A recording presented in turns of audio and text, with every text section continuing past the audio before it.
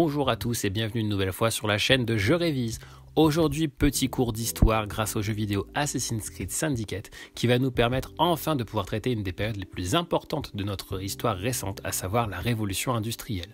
Première vidéo donc d'une longue série, je l'espère, qui va un petit peu nous éclairer différents points de cette époque. Alors prenez place et rendez-vous après le générique.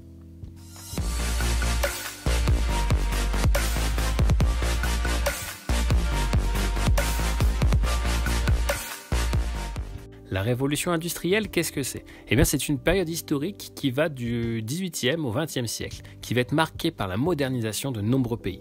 L'industrie est née, les transports se sont beaucoup améliorés, les chemins boueux sont devenus des routes bien entretenues, les chemins de fer, l'automobile et l'aviation ont été créés pendant cette période.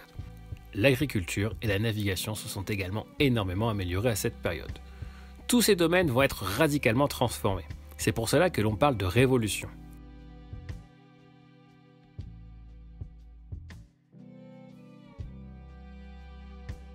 Alors, il y a deux grandes périodes très importantes pendant cette révolution industrielle, avec la première révolution industrielle qui a lieu au Royaume-Uni de 1750 à 1800, grâce à l'invention de la machine à vapeur et à l'exploitation du charbon, qui va rapidement s'étendre à la Belgique, première ligne de train public sur le continent sera la jonction Malines-Bruxelles, puis à la France.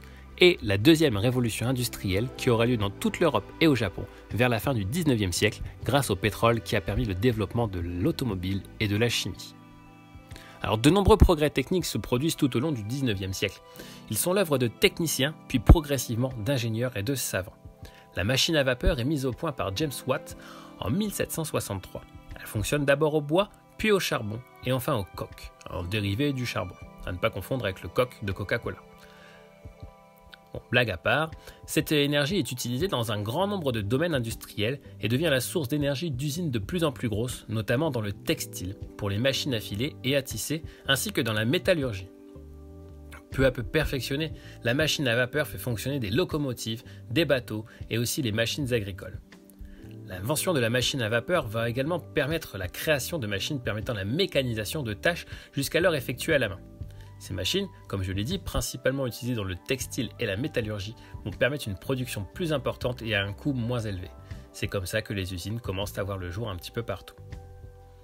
L'invention de la machine à vapeur va également permettre la création des locomotives et le développement du transport ferroviaire. La première ligne de chemin de fer transportant des voyageurs est inaugurée en 1837 en France et relie Paris à Saint-Germain. D'autres lignes existaient déjà mais utilisaient la force des chevaux pour tracter les wagons. Cette nouvelle ligne va connaître un franc succès et le réseau ferré français va se développer très rapidement. Des grandes gares vont être construites et les temps de trajet vont être réduits considérablement, permettant des échanges commerciaux et culturels entre toutes les régions françaises, ce qui était très difficile auparavant. Le développement de l'industrie et des machines à vapeur nécessite une forte quantité de charbon. C'est pourquoi les mines se développent dans les régions françaises contenant du charbon, principalement dans le nord de la France. Le travail à la mine est très pénible et très mal payé. Les familles de mineurs doivent y faire travailler les femmes, mais également les enfants, parfois dès 5 ans.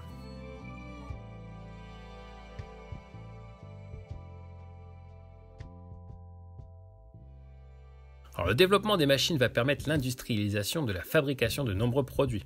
On va créer des grands ateliers et de grandes usines dans lesquelles travaillent de nombreux ouvriers, parmi eux là encore des enfants. Vous vous doutez bien qu'à l'époque, les conditions de vie de ces ouvriers sont très difficiles et ils vivent très souvent dans des quartiers très défavorisés. Au XIXe siècle, les mineurs et les ouvriers ont organisé des grèves pour réclamer de meilleures conditions de travail. Ce furent des périodes très difficiles car pendant ce temps-là, ils ne touchaient plus aucun argent. Mais cela a ensuite permis d'améliorer leur sort. En effet, grâce à cela, ils ont pu obtenir de ne travailler que 10 heures par jour et ils ont pu avoir un jour de congé par semaine. De plus, les salaires ont été augmentés et un système de retraite a été créé.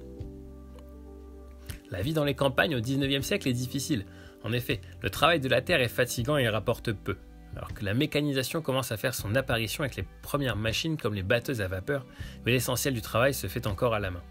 C'est pour cette raison que de nombreux jeunes gens des campagnes choisissent de quitter leur famille et de partir pour les villes où ils espèrent trouver un travail mieux payé et moins pénible.